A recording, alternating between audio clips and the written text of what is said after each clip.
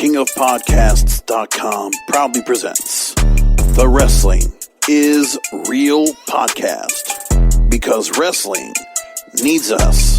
Brought to you by KingofAmazon.com. KOP is all about Amazon, and so should you. Go to King of Podcasts special link at KingofAmazon.com. Time for another Wrestling is Real podcast with yours truly, King of Podcasts. How you doing, everybody? Episode 566 of the program. Thanks for being here, catching the shows you always do, through the courtesy of Apple Podcasts, Google Podcasts, Stitcher, Spreaker, iHeartRadio, TuneIn, and no, not TuneIn. I have to get that fixed, don't I? And Amazon Music. I got it over there too.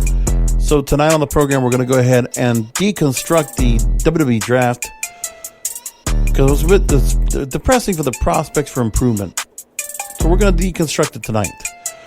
And we're going to look at what the draft did for us, which, really, they just shuffled a couple things around. It's not the Vince McMahon time to shake things up again. Not even close to that. And, it's what it is. Listen, they don't have it. They have a certain number of things that are set. We're still kind of in limbo, this thing right now. I feel like that wrestling, at least for WWE, it feels like a pandemic purgatory. It really is. It's not even so much the WrestleMania off-season that we're accustomed to. This is pandemic purgatory. Because we're in this middle limbo kind of thing where WWE really can't make themselves any better than they are right now, because they do not have the live crowds that energize the show. Even when they did primetime wrestling back in the day, where they had it as a studio show, you at least went out to a live crowd. But like almost all the WWE content we've ever seen has to be seen with a crowd or crowd noise watching the program with us. And without that organically, as opposed to this piped in shit they've been doing right now, the non-organic stuff, it takes away, because we know it's being controlled by the company. The company is pumping up and sweetening the sound. But at least when they sweeten the sound on SmackDown, if it was taped, or Raw when it was taped, at least you knew you still could hear the crowd as it was, because also they were always trying to drown out like a certain chants. But again, we don't hear the chants that we want to give to certain stars throughout. We don't hear, the 1, 2, well, we don't hear any of that. So the excitement that the crowd brings, it is the aspect of the wrestling show that makes the difference for that program. They don't have that right now at all. And nothing that they did for the 2020 WWE draft could do anything to change anything at all. There's no way to fix what happened.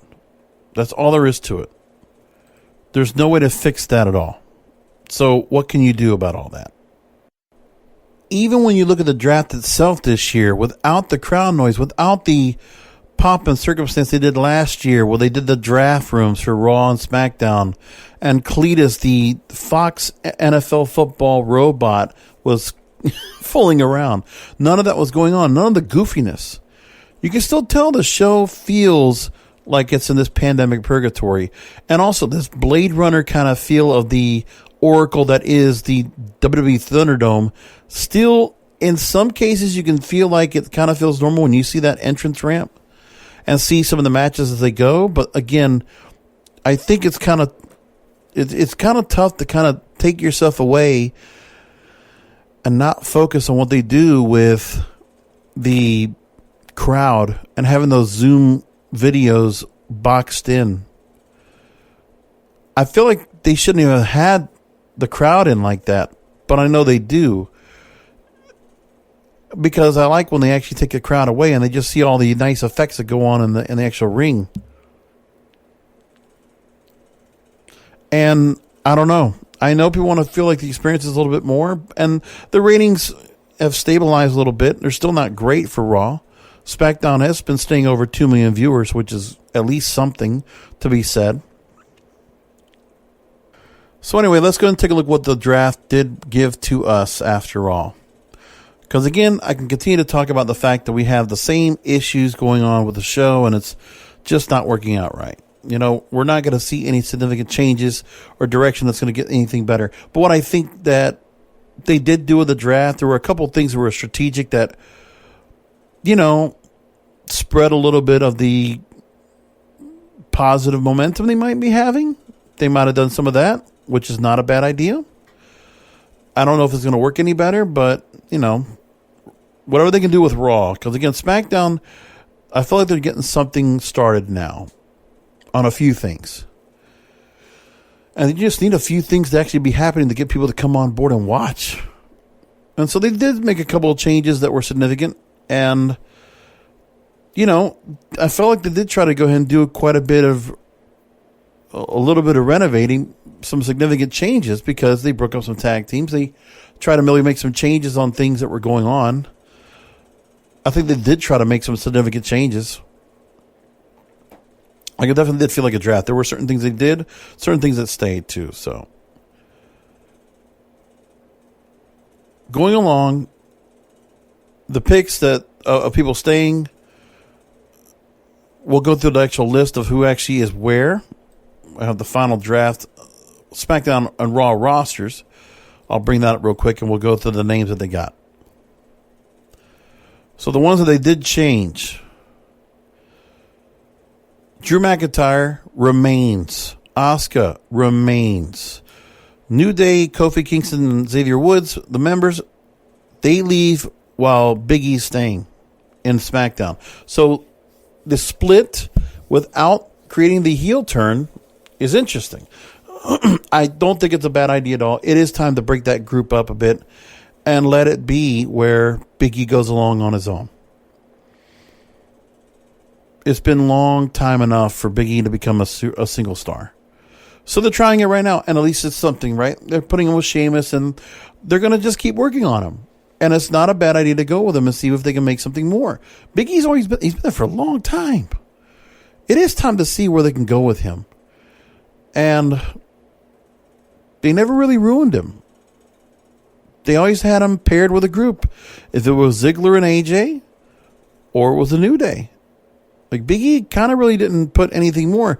And, you know, people liked him in NXT. They really liked what he was doing over there in the FCW. There was always something about Big E that we really liked. There was an excitement, something about him in the ring. But he has, in his time, he has learned to become a larger-than-life character. He has learned to become that, like, he's really learned to really become that fun character. That guy is a babyface, big time, and he works on it really well. And I think he'll do really great. So that's good for him. And the fact is, Raw and Tag Team Champions are now Kofi Kingston and Xavier Woods. So, okay. Strong team to have in the Tag Team division on that show. With that said, R-Truth stays on Raw with the 24/7 title that means nothing. They should have drafted that title into the trash and just be done with it. 24/7 title is just such a bad gimmick. But they stick with it. I don't know why. Maybe it sells the merchandise. AJ Styles to Raw is a great move. I mean, it fits for him right now. There's a lot he could do on that side. But again, we know that it was that issue where Paul Heyman working with Roman Reigns, there's the animosity with them. So making AJ Styles now be able to go and see his son go play football, that's the reason I heard, was one of the reasons he wanted to go and go to Monday nights. And that AJ Styles can just put on good matches. So just put him on with anybody. And him standing alone without the Good Brothers, he's going to be okay. But again, there was a little bit of running out of what he can do over there on the SmackDown brand. Time to move him over. That was a good move to make. Naomi now moves over. As soon as she comes back and she's back and healthy, okay. Naomi going after the Raw Women's title is not a bad place for her to go. Nia Jax, Shayna Baszler remain, which, I mean, that team is together, but I think it's a matter of time before that team breaks up. I don't see how they could just stay together. I think if you're going to do something with Shayna Baszler and Nia Jax, we need to kind of split that off and become a feud. I mean, why not? I don't get Well, they're not tag team champions now, are they? I don't think so. So let's get them. Or yeah, I forget. Oh no, they're not women's champions. So there's I don't know. I don't know what to think about them together. It's just been a lost cause. That's what it feels like to me. Ricochet stays on Raw, and that's fine. But again, he's just in the middle of the mix with the Apollo Crews of the world and things like that.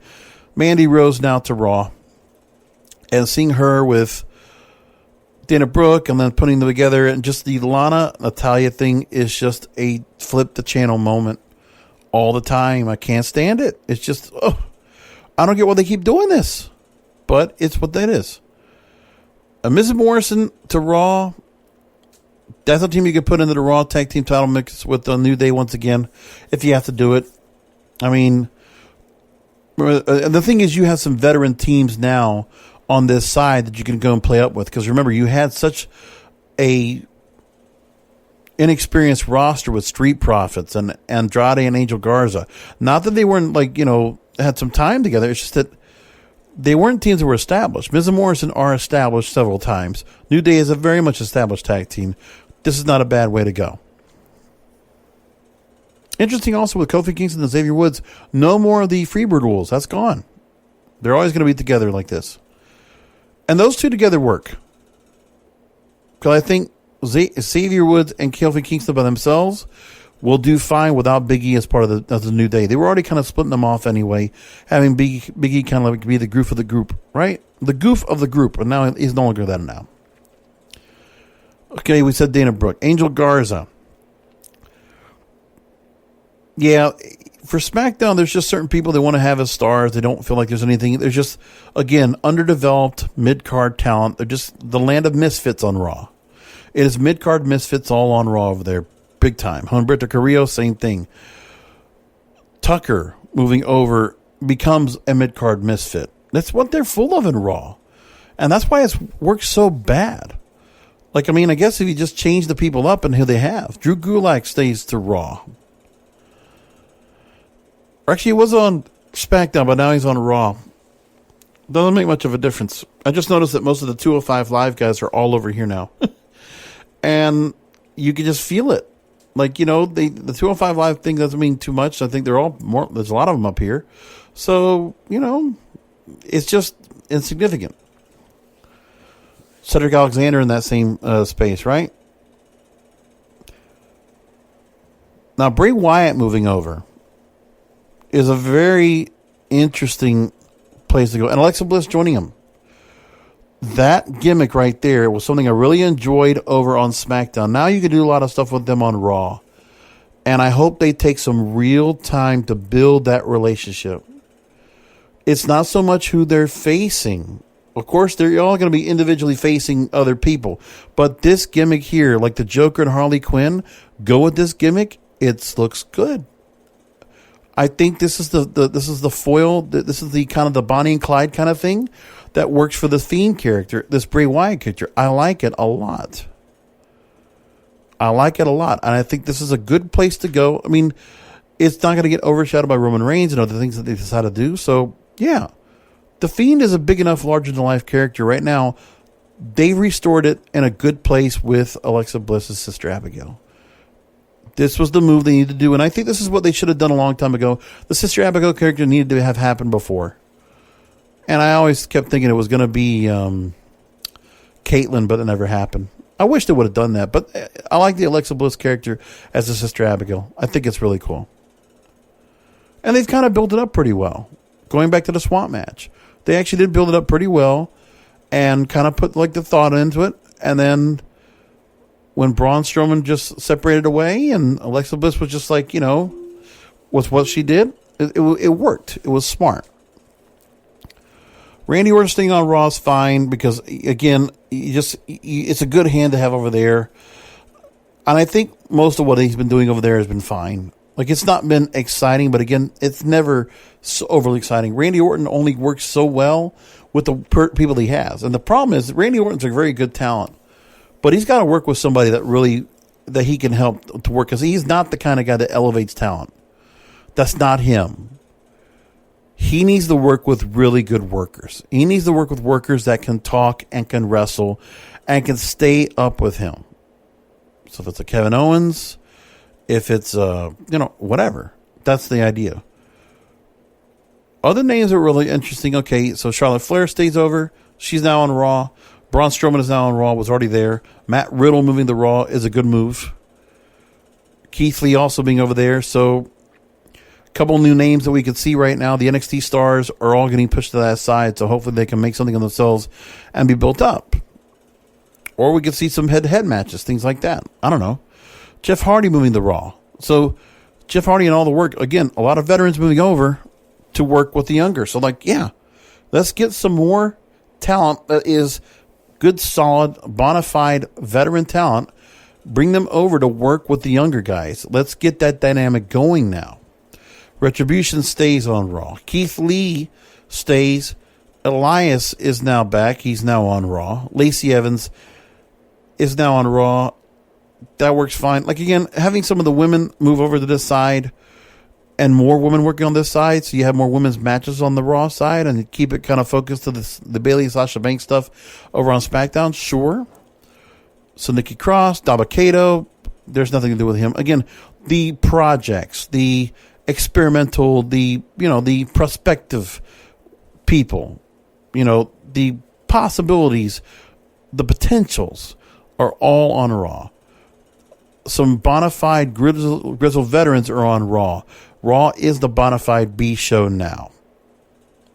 What they did made it an absolute B show. Sure, you got Drew McIntyre there. Sure, you got Randy Orton. Sure, you got Braun Strowman, Matt Riddle, Keith Lee. There's a pretty good stop right there. But what needs to happen is Drew McIntyre needs to have the competition of Matt Riddle, Keith Lee, Sheamus, and Braun Strowman be a part of all this. Let this all go ahead and be a part. There are certain people you can just get into the mix, and there could be a lot of challenges for Drew McIntyre. Let him be built up as a bigger champion. Sure. Titus O'Neil, Peyton Royce, Akira Tozawa, Lana, Riddick Moss, and Arturo Ruas round out Raw. SmackDown is where there's a lot of great talent. And there's some reasons why they did some of what they did on the other side. Okay, Roman Reigns, Bayley, Universal Women's Champions, respectively, on that side. That makes all the sense. Sasha Banks also staying over. Definitely smart. Sami Zayn staying over. I guess that's working. I mean, why not? Seth Rollins of SmackDown. That's a pretty big opponent we have right there. I mean, Seth Rollins just needs something new. But the thing is, they wanted to continue the storyline with the Mysterio, so they're going to keep doing that. So Murphy came along. And now you have the storyline of the Mysterios and Seth Rollins and Murphy now playing along. Because for whatever reason, it sounds like Aaliyah Mysterio is the growing interest. Yeah, she's a pretty young girl. Kind of just has this thing where let's just get her into the mix. So she's just got the right appeal.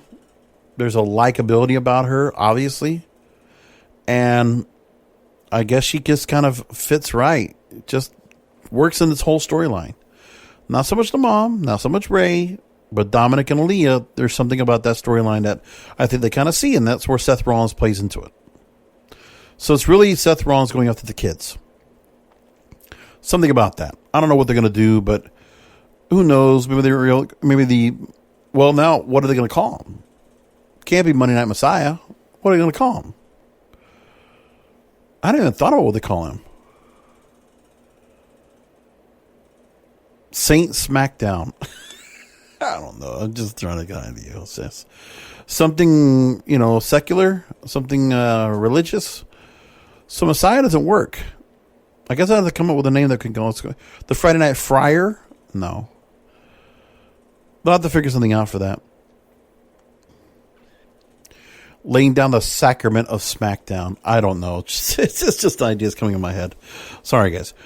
Okay, Bianca Belair going to SmackDown. I think she could have stayed on Raw. I don't understand the move, but probably Bianca Belair being over here to work the likes of Bayley might be a good move. There's a lot of appeal to Bianca Belair, and I think the other thing too is for the Fox crowd. I think there's just certain stars they think They definitely wanted to go with some diversity. Let's just put it like that. So, a bit of diversity. You have a couple of, prominent, high-profile talents that are black, and Big E, Street Profits, and Bianca Belair. So you have that mix right there that'll have some appeal for the younger audience to watch. Probably some kind of focus groups or research or something like that says that we need to go and get that crowd. Plus, you're trying to go for a younger crowd on SmackDown anyway, so some of the stars they have with Street Profits and Bianca Belair, that might, along with Sasha Banks, that might draw to a younger demographic. Dominic Mysterio and Aaliyah would draw to a younger demographic. Otis staying around, and Otis got that briefcase. I don't know what they're going to do with him. Surprised Kalisto and Shorty G are over on SmackDown. Shorty G, I'm surprised didn't go to Raw, but I guess there's something about him being over here and working on some stuff that they have. Daniel Bryan, Kevin Owens are now on SmackDown. Daniel Bryan already been on SmackDown, but he's been off for a while. Kevin Owens is SmackDown now. That's fine. He'll get some opponents he can work off of. He could be an opponent for Roman Reigns down the lane. I don't know. There's a lot of people that could be like that. Daniel Bryan can be an opponent at some point. Maybe. King Corbin stayed in SmackDown. Interesting. I don't know why they kept him there. But they feel like he's bona fide, and I guess he just kind of fits with what they want to do. I guess there's something with the SmackDown, like the Fox crew, likes King Corbin. But we need to change the King off of him. That gimmick's got to be done by now. Shinsuke Nakamura and Cesaro, they're just standards there. Dolph Ziggler, Robert Roode. There's not much of a difference if they're here or somewhere else. Apollo Crews, Carmella is now SmackDown, which I think she already was. Aleister Black now is SmackDown. Not sure what that goes to. But again, not a whole lot of stars are just, I feel like the Kalistos, the Shorty G's, the Murphys, they're going to be probably used as more of the lower mid-card or the jobbers. I feel like Apollo Crews is going to be lost to the mix now that he's out of the whole issue with the U.S. title and with the Hurt Business. So what are they going to do with him? Probably do a rebuilding project with him. Aleister Black will be a rebuilding project with him. Natalya moving over now. And Riot Squad. So, of all in all, I don't mind so much what they did with it. It's just that's the plan that they decided to go. So that's fine. I really wasn't much. Like I said, there was a couple of strategic things that came out of it that were not bad, and I could take with that. That's fine. So Bleacher Report then talks about this. They say that there's going to be some dream feuds now becoming a reality after the draft. So let's see if I agree with them or not. Dr. Chris Mueller reports. The first one he thinks about is AJ Styles and Drew McIntyre. He says the last few months have been dominated by Drew McIntyre and Randy Orton. Hell in a Cell needs to be the blow-off. When it's all over, AJ Styles should be next in line for a title shot. I agree with that. So WWE clearly sees a title holder as a valuable commodity, and there are a few people that can test them the way Styles can. Yeah, so the whole thing is Drew McIntyre has been so powerful and such a strong champion. To give him a good opponent, AJ and Drew will have good matches together. I'm pretty sure of that. The in-ring strategies differ greatly, so Styles will use high-flying and technical ability against the raw and impressive power and speed of the champ. And you could take this match all the way to WrestleMania, I guess. I don't know. They could do something like that. Next is Jeff Hardy versus Bray Wyatt.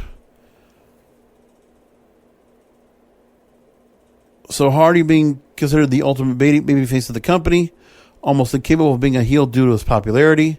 So that would be a good rival for Wyatt. But is Wyatt a bad guy still? I guess he's turned bad once again.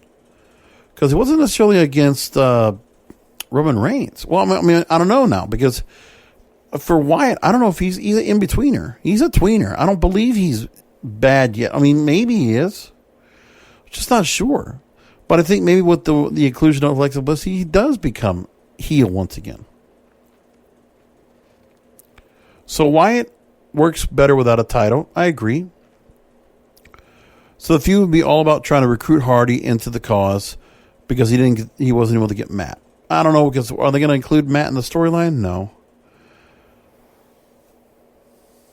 And then the idea would be that Hardy would have to really do some crazy stunts to go ahead and beat up on Wyatt, because Wyatt would be able to no-sell everything. So now the next one they say is New Day versus Hurt Business. They think they can put that together. A storyline that can start with MVP trying to recruit Woods, and Kofi would be rebuffed. Once he realizes it's futile, could kickstart the feud by challenging pair for the titles. You could do that, I guess. But yeah, these two talking back and forth. I guess they were MVP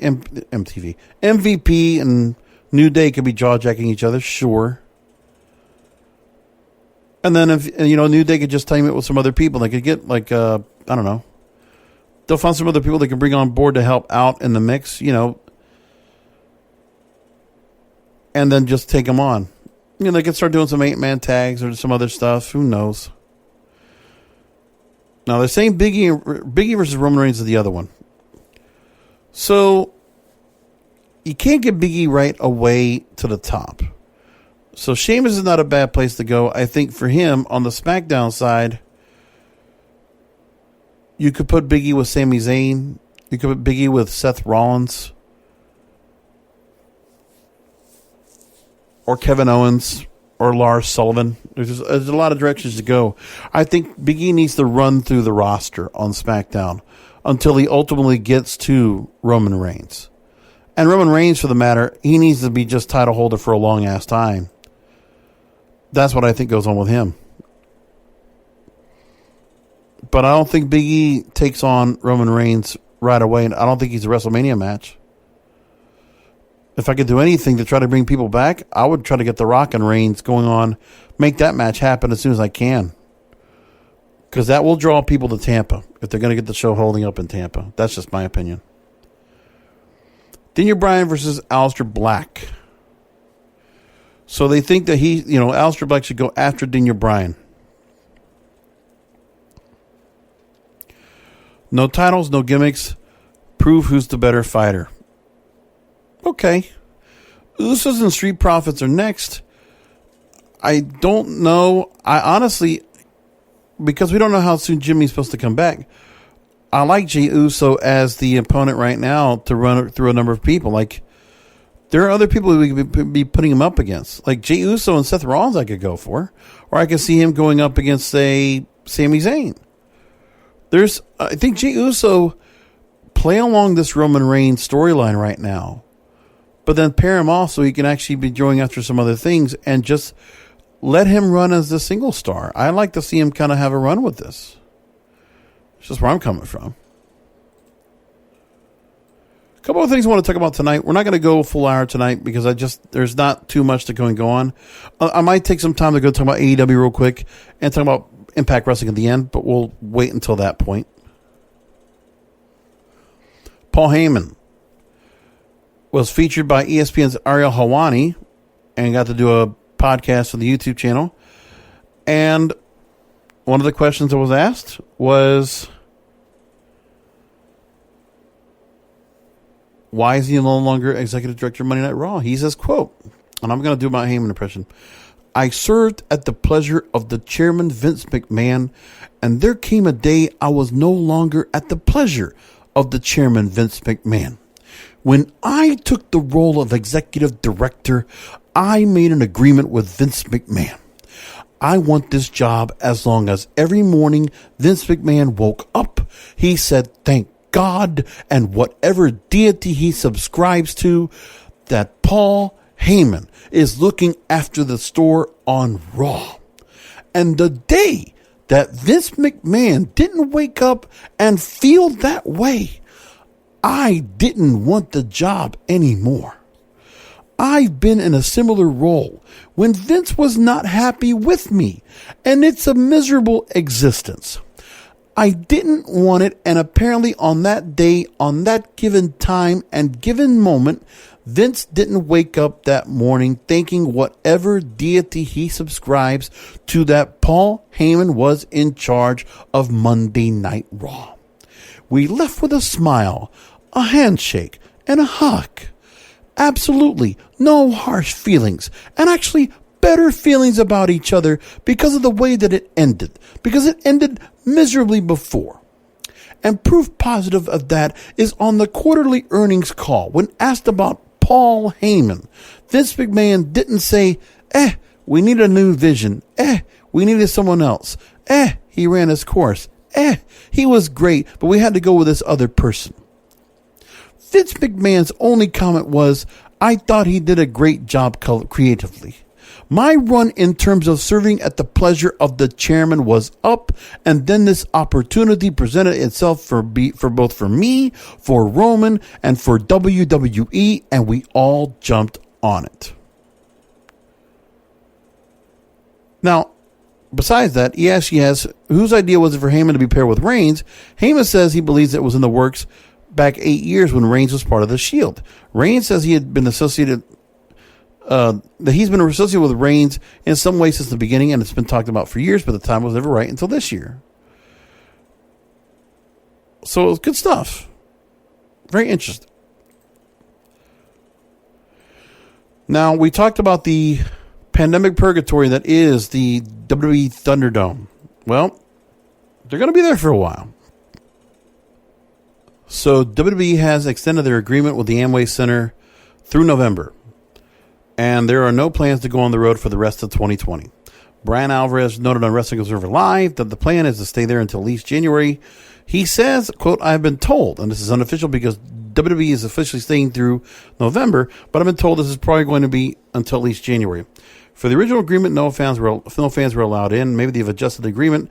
Fans can slowly be put into the business like they're doing with the Performance Center, but they're in the Thunderdome for a while.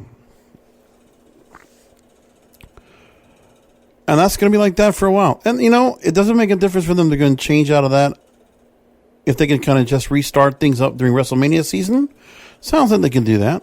And again, the Florida stadiums will already be open. So if they want to go to Tampa and do that, they can do that. And there's enough venues that they want to go and work around Florida if they want to just start trying to get things working up and going again.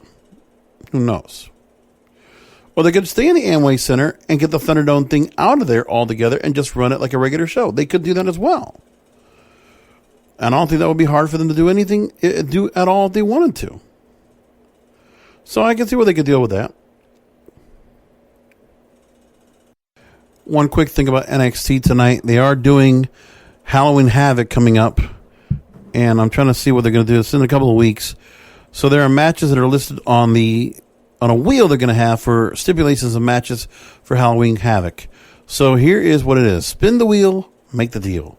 The matches they will have on here will be coal miner's glove and a pole match, a trick or street fight, a blindfold match, a casket match, a chamber of horrors match, a biker's chain match, a buried alive match, devil's playground, boiler room brawl, Shotzi's choice, and weapons wild match. Well, okay. That's what I do. So spin the wheel, make the deal. That's what they're going to put together for Halloween Havoc. That looks interesting. Nice little gimmick. Why not? Now, as for what's coming up going forward, Impact Wrestling Bound for Glory is coming up October the 24th, Saturday night, 8 o'clock. So again, a week and a half from now, we'll have that. And then the day after will be Hell in a Cell. So we got so far, the lineup is pretty much all set together. The Call Your Shot Gauntlet, which we don't know who the participants are yet, but we do have the following matches so far. Ken Shamrock will take on Eddie Edwards. Moose will take on EC3. They've had a long story right now with the disposed TNA World Heavyweight title. Okay. X Division title will be a 5-way dance, right? 1, 2, 3, 4, 5. Oh, 6-way. Rohit Raju will defend the title against all the people he's been basically screwing. TJP, Chris Bay, Trey Miguel, Willie Mack, and Jordan Grace, whom he's all faced at one point or another for in the open challenge for the X Division title. Kylie Ray had won the number one contendership back at Slammiversary, so now she gets to cash it in against Deonna Purrazzo, the Virtuoso, for the Impact Knockouts title. Four-way tag team match for the Impact Tag Team titles. Motor City Machine Guns, Ace, Austin and Madman Fulton, Good Brothers, and the North. Love all these matches. It's some good stuff this time around. Eric Young and Rich Swan, and a very interesting story they've had since Slammiversary with not a whole lot of interaction, but the story's good. And we're going to get it all set here. So there you go. I like what they're going to put in those matches. The Rich Swann storyline and what they're doing with Eric Young. I like Eric Young here in the championship role. I mean, it's not like Eric Young is like the most dominant thing, right? But just for what it is, him holding the gold, okay, and what they're doing with him, it's interesting. Where the tag, I feel like the world title is not always just the major focus because I don't have anybody really that's just a standout world champion. It's just they're working with who they have. And the star power is not really big star power. They just have a lot of good talent. And they're just trying to build up. And I think there are some stars that they have that are trying to build up. I think Ace Austin is a star in the making. I really do. Deonna Purrazzo is a star in the making. I really feel like that too. And I like where Jordynne Grace is being added in the mix. She's kind of going the Tessa Blanchard route out. See what happens there. And again, a lot of veterans. With Moose and EC3 in a match that should be not bad. Ken Shamrock and Eddie Edwards should be an interesting match. Stuff like that. No Sami Callihan in this feud this time around. And no Taya Valkyrie in a match yet. So we don't know if there's going to be any matches going on for whatever else goes on. But the card looks pretty interesting for Bound for Glory. It's not the biggest show of their year. Like, the way it looks, it doesn't feel like it's the biggest show of the year. It feels like Slammiversary is now their biggest show. Because that was a strong show they did back in July. But either which way. And then, as we said, Hell in a Cell comes up after that, the following day. And so far, Roman Reigns and Jey Uso in a Hell in a Cell I Quit match. Hell in a Cell match for Drew McIntyre and Randy Orton. And also Hell in a Cell match for Bayley and Sasha Banks, SmackDown Women's title. So those are good matches to start off with. Let's see how they build up the rest. And then Full Gear, so far, Cody and Darby Allin for the TNT title. And there will be a number one contender final that's going to be played out up until when we get to it. And also there'll be a tag team title tournament leading up to things. And, you know, I got to go back and look at what they're doing with MJF in the Inner Circle. It was kind of funny seeing Sammy Guevara getting screwed with a jacket. Like, it's just there's this passive-aggressive thing with MJF and Wardlow against the Inner Circle. And, you know, it's very interesting, the meeting of the minds of Chris Jericho and MJF and what they're putting together. I'm still trying to figure out where they're going. But, again, it's always like this, you know, tension, and amicable. Like, keep doing that. But they're obviously leading to something. And I just don't know where it's going to go yet. Sammy Guevara and Matt Hardy continue to be a feud, so we can see something with that. Something to be said about Eddie Kingston and the group that he has now with the Butcher Blade and the Lucha Brothers. Some interesting things going on there. Again, I'm happy with Jon Moxley with the title. Cody, I haven't paid too much attention with. I just think he's just there, and it is prominent. Obviously, he is like the savior of that damn company. It's just like there's something about him being this warrior king of that place, and just like he just has his own standalone stuff. And Cody just works his own. He has his own creative control, does his own thing. But Cody, at least, is not the most important thing on there. That TNT title he's up there with, but you know he's dropped it and he's taking it back, and you know. It's that creative control that's going to be there, but it's not so much as taking over the whole show. And I think that's actually a pretty good thing when they're doing with that. Anyway, I think that's all I got. There's not much else I'm going to say.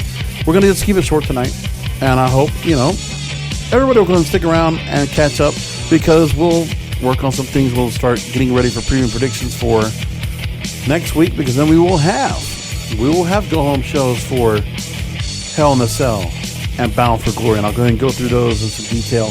And I'm sure some other things will come up between now and then. But again, the draft didn't give too much to go and say. Just deconstructing it, there was only so much to say about it, and that's pretty much where we are. Anyway, we're going to leave it there. Thanks for listening to another program. Come back for another Wrestling is Real podcast next week because wrestling needs us. Thank you for listening to the Wrestling is Real podcast. Brought to you by KingofAmazon.com. Follow the King of Podcasts on Twitter, Instagram, TikTok, and on Facebook at Wrestling is Real.